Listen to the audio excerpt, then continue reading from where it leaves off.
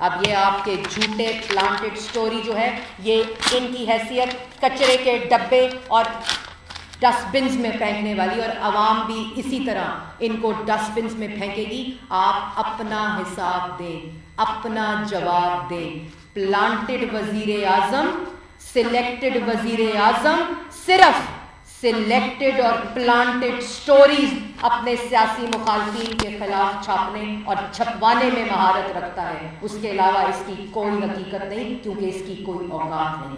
یہ ڈیفیمیشن کا جو سوٹ ہے نا، یہ شہزاد اکبر صاحب نے چیلنج کیا تھا۔ اس سے پہلے جب یہ سٹوری چھپی تھی جولائی 14 کو 2019 کو، تو شہباز شریف نے یہ ڈیفیمیشن اناؤنس کی تھی، اور اس کے بعد فرسٹ جو سٹیج ہوتی ہے 3 منتھس کی، کہ ان کو نوٹس بھیجا تھا جس میں انہوں نے جواب جمع کرانا تھا، اور کوئی جواب ڈیلی میل جمع نہیں کرایا۔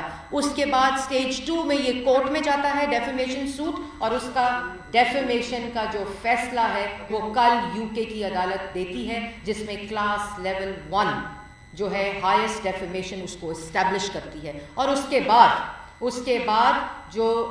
کے بعد ٹرائل ہوگا، جس کا ذکر شہزاد اکبر کر رہے ہیں کہ ابھی ٹرائل ہونا باقی ہے، جو ہر پریس کانفرنس میں کاغذ لہراتے ہیں اور کہتے ہیں اس کا بھی ٹرائل ہونا باقی ہے۔ تو UK کی گورنمنٹ میں ارشد ملک نہیں ہے شہزاد اکبر صاحب۔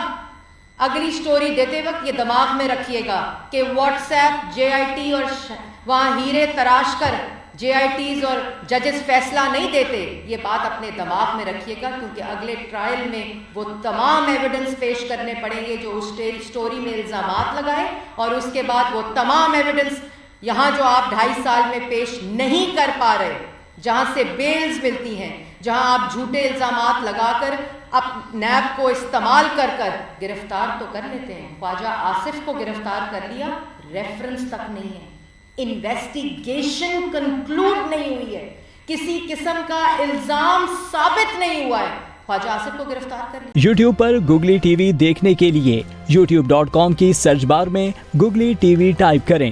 گوگلی ٹی وی کے پیج پر سرخ رنگ کے سبسکرپشن والے بٹن پر کلک کرنا نہ بھولیے۔